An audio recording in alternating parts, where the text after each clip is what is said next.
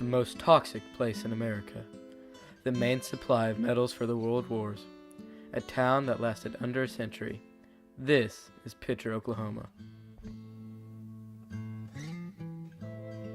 In the early 1900s, many miners explored lead and zinc mining. The mining had an extreme boom in northeastern Oklahoma. It stayed strong until the late 1960s. One town that was extremely involved in the lead and zinc mining was Picher, Oklahoma. Picher produced over half of the metals used in the world wars. The mines were first discovered by George Coleman, but he kept them a secret until he had bought many acres of land from the Indian tribes in the area to start mining on. After the people discovered what he was doing, they started exploring the area and buying land to mine on. The town's population peaked in 1926 with 14,252 residents. Most of the citizens of Picher worked in the mines to provide for their families. After the mining had completed in 1967, the environment was extremely damaged. Most of the damage came from the mine tailings, or chat, that was left behind from the mines. In the early 2000s, a voluntary buyout was offered by the Environmental Protection Agency, or EPA. This buyout was meant to help people get away from the pollution and live in safer conditions. But as chairman of the committee in charge of the buyout, Mark Osborne, said they underestimated how hard it would be for people to give up their homes because it is where they grew up. Because of all these things, the environment, the economy, and the security of the area were affected both positively and negatively. When the mines opened in 1913, the economy of the area began to grow rapidly. The population of the town grew extremely large, extremely fast. The town was incorporated in 1918, and by 1920 there were 9,726 citizens living there. Soon after the lead was discovered, the town started bringing in billions of dollars. From 1917 to 1947, in Picher's mining peak, over $20 billion worth of the metals were produced. While the mining took place, there were over 14,000 miners working for the different mining companies, and around 4,000 working in mining services. The town became a boom town in no time. Soon there was a school system that had a large high school, a large junior high, and many elementary schools in the area. There were also banks, movie theaters, restaurants, and even 2 railroads. While Picher was a boomtown, it still maintained the feel of a small community. Many feel that this aspect is a big factor in what made Picher great. The community worked together to overcome things. Many of these things had to do with the drop in the economy after World War II. In 1940, there were 5,848 people in the town, but by 1950, the population had dropped 32.4% to 3,951. 10 years later, the population had decreased even more to 2,553, which was 17.9% of Picher's highest population. In 1967, when the mines were shut down, many people lost their jobs. This immediately made the average income of the town go down dramatically. Since many of the miners had a minimum education, it became hard for them to find jobs. Many families started living off unemployment for a long time because of this. And for a year, we lived off unemployment, which unemployment at that time was about $35 a week. And I was always raised where I could live off the land. We always did hunt, fished, all that, and we still did. We had a good life, we enjoyed it, and we were happy. After the drop in the economy, the town was still functioning for another 30 to 40 years. In 2004, a $50 million voluntary buyout commenced. It was mainly because of the lead pollution and the rise in lead in children's blood levels because of the contamination. This buyout was aimed towards families with children under the age of 6, but was available to anyone in the area. A tornado smashed the town in the middle of the buyout. This encouraged many people to leave the town for their own good, but some decided to stay in the place where they grew up.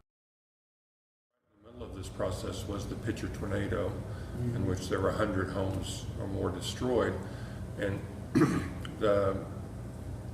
Larry Glenn and Charlie Wyrick helped pass a state law where we were able to go in and buy out those people as if their home still existed, so they could then move on to go somewhere else. Now, if they had insurance, we didn't buy them out, but some of those people didn't have insurance, but we didn't want them to rebuild in Picher, right, where it's dangerous for them to live, so we were able to give them value for something that didn't exist anymore.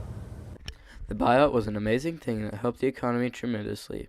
It did this by making the abandonment of some residents' homes more stable and easier. It also allowed the economy of Picher to slowly and steadily decrease instead of having a large immediate drop. The economy of Picher went through major positives and negatives, but most of the positives and negatives stem from the same cause, which was the mines in the area. The remarkable thing about the mining in Picher is how much lead and zinc was produced. What is hard to imagine is that over half of the metals used in the World Wars came from the Picher mining district. Some might say we owe large portions of our victories in the wars to these highly productive mines. Look at what would happen worldwide with your wars, early World War I, World War II. You'd have to look at what would be the consequences without it, because you look at the consequences without it, there wouldn't be no freedom in the United States, because you'd be overrun by other countries. And when there's always something like that, eventually there'll be consequences, no matter what it is. There'll be something later on in life that will say, well, we shouldn't have done that, but if you look at history through it, you'll say, yeah, you should have. America would not have been able to fight the world wars without this mining town. These mines were the main source of metal for the wars. The American wartime industry was largely dependent on the metals that came from these mines. Because, like I said, you look down the future, we'd have no freedom. Mm-hmm. And without freedom, where would you be? You know, we don't know, because we don't have to do it. Be like some of these other third world countries. Our country bases our government off the idea of freedom. If the United States would not have been blessed with this town and the metals that came from it, then we would not have what is to us a key essential to our enjoyment of life. We would be left stranded in a world that would be run by enemy countries. The national security that was given to us by the mines is worth more than the $20 billion that came from them. This could possibly be the most important thing to look at when we are talking about the Picher mines in the mining district. The country was willing to exchange the future stability of the area for a security at the time and freedom for much longer. The biggest concern and negation of the mining that took place in Picher was how it affected the area years later. The environment is forever affected, and the children in the area were hurt by the pollution. Some may say it was worth it, while others say it wasn't. All we know for sure is that the result of the mining was extremely negative on the environment and the children living there. Many people tried to keep the citizens away from the towering chat piles that were covered in lead, but the chat pile still infected the water, soil, and even raised lead levels in children. Think about lead toxicity. In adults, you have to have really high lead levels to get sick, and those people get nausea, vomiting, lethargy, coma, and die. But those levels are 100 or more. In kids, levels of 5 or less can cause a lifelong learning disability and decrease in IQ.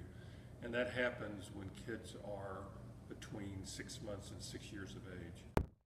This had an extreme effect on performance in school and the education of the children in the area that was affected by the pollution. In fact, 34% of the children that lived in the area affected by the pollution showed signs of lead poisoning. Many of these children had significantly lower performance in school than those that were not.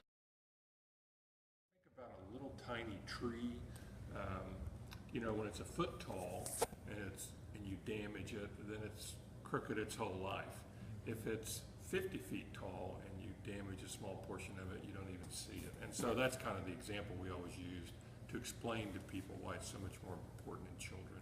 The EPA has labeled Picher the most toxic place in America. This just shows you how much it was affected by the mining. The mining also left many safety issues. Many sinkholes have opened up because of the mines and the fact that the mining companies conducted illegal mining.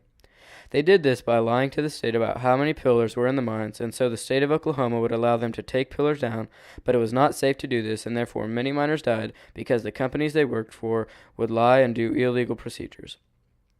This caused there to be no support for the ground years later, which caused sinkholes to open that could swallow whole houses.